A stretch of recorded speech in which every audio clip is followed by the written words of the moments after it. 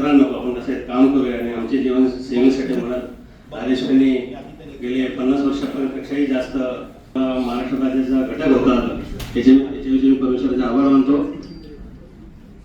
मित्रांनो, 12:30 वाजून गेले. माध्यमिक शिक्षकांचा हा जेवणाचा कक्षीचा टाइम आहे, मलाही माहिती आहे. पण अशा परिस्थितीमध्ये मी बघतोय सगळे 35+ शिक्षक आहेत, 40+ एक काही शिक्षक आहेत. जमलेली पेन्शन कुठे कामी लावायची, आपला संसार कसा उभा करायचा असा विचार या वयामध्ये असतो. आणि खरोखर या वयामध्ये ही RSP संघटन आपल्याला एक वेगळी संधी देते. समाजासाठी महिन्याला असले तरी पैसा त्यांच्याकडे नाही, पण बिगर पैशाचं कसं काम करायचं त्यांना चांगलं माहिती. कारण मी अनुभवते गेले 3-4 वर्षामध्ये जिथे कमी तिथे आम्ही म्हणून सरांनी कधी पण फोन केला तर मी कधी नाही बोलत नाही. साहेब, तुम्ही आत्ताच आवाहन केले की हा विषय शालेय अभ्यासक्रम. साहेब, मी सांगतो की 2012 साली तुम्ही नवी मुंबईमध्ये होता की मला माहिती नाही, म्हणून तुमच्याविषयी मी समोर ठामपणे उभं राहू शकतो. आणि प्रशिक्षणाला गेला असताना माझ्या साहेबांनी बोललं की तुमच्याकडे लिखित काय आहे, RSP साठी विद्यार्थ्यासाठी तुम्ही काय करू शकता का. आणि तो विचार त्यावेळी त्यांनी मांडला. आणि 2012 सालीच्या एंडलाच मी RSP ची 6 पुस्तकं प्रकाशित केली. जेवढे अनुभवी शिक्षक होते महाराष्ट्रातून त्याच्याकडून RSP पुस्तक प्रकाशित केलं. फक्त प्रकाशित नाही केलं, व्यवसाय दृष्टिकोन न ठेवता शालेय अभ्यासक्रमामध्ये साहेब त्याचा समावेश करून घेतला. इयत्ता 9वी-10वी तुम्हाला शिक्षकात 9वी-10वी हा कंपल्सरी विषय जो समाजसेवा विषय, शहरी भागामध्ये 4 भिंतीमध्ये काय समाजसेवा करणार, मग समाजसेवा हा ऑप्शन विषय अभ्यासक्रमामध्ये आला. आणि आतापर्यंत साहेब मी मोठी वार्ता करत 28 ते 29 लाख विद्यार्थ्यांना ह्या आपल्या RSP शिक्षकांनी ट्रेनिंग दिलंय.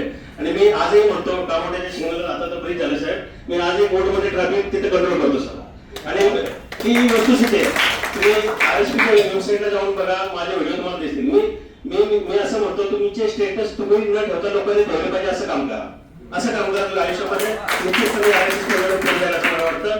आणि मी वेळ घेणार नाही, खरोखर वेळ घेणार नाही. बोलण्यासारखं भरपूर असतं. पण साहेब, खरोखर आज ज्या आत्मीयतेने तुम्ही ते सांगत, अक्षरशः म्हणजे आतमध्ये बघतो ना, अंगावरती शहारे उभे राहत होते. हे अनुभव माझ्या घरातले 2 सक्का मावस भाऊ सख्खे साडू पोलीसमध्ये दोघे पण गेले सेवा करता करता. म्हणजे ही परिस्थिती माझ्या घराबाहेरची नाहीये. पण आज समाजात खरोखर गरज आहे. ट्रॅफिक कंट्रोल साहेब मला ट्रॅफिक कंट्रोल करू द्या.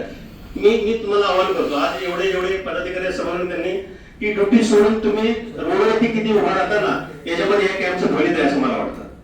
हे कॅम्पचं फलित आहे. तुम्हाला जिथे वाटेल तिथे तुम्ही आता ट्रेनिंग घेणार आहे. ट्रॅफिक कसं कंट्रोल 3 दिवसात किती होईल मला माहिती नाही, पण जे तुम्हाला मिळाले निश्चितपणे त्यामध्ये ट्रॅफिक तुम्ही कंट्रोल करू शकता असं मला काम आहे. ज्या पद्धतीचे ट्रेनिंग संस्था घेतात, तर हे फक्त ट्रेनिंग फक्त युनिफॉर्म पुरतं मर्यादित न राहता साहेबांना 1 महिन्यानंतर 2 महिन्यानंतर कळलं पाहिजे की या शिबिरामधून शिकलेले शिक्षकांनी हे ट्रॅफिक कंट्रोल केलं म्हणून असं मेसेज वाया साहेबांकडे आलं पाहिजे. म्हणजे मी इथे काम केलं असं नाही, लोकांनी साहेबांच्याकडे मेसेज केला पाहिजे की साहेब 1 महिन्यापूर्वी असं ट्रेनिंग घेतलं होतं आणि शिक्षक आमच्या रस्त्यावरती उतरले.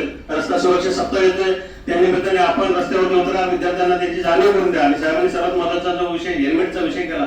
एवढी जनजागृती होऊ नये हेल्मेट विषयी, मला का समजत नाही की लोक काय हेल्मेट वापरत नाही. त्याच्यासाठी तुम्ही निश्चितपणे मुलांना जागृत करा, मुलं आपल्या आई बापांना नातेवाईकांना जागृत करतील आणि त्याच्यावरती फोकस करावं असं मला वाटतं. आणि मी जीवनी प्रकाशनमध्ये साहेब मॅनेजर गेले जवळपास 45,000 शाळांमध्ये महाराष्ट्रामध्ये हे पुस्तक पुरवठा करतो. आणि या माध्यमातून निश्चितपणे मला एक चांगलं काम करता येतं असं मला वाटतं.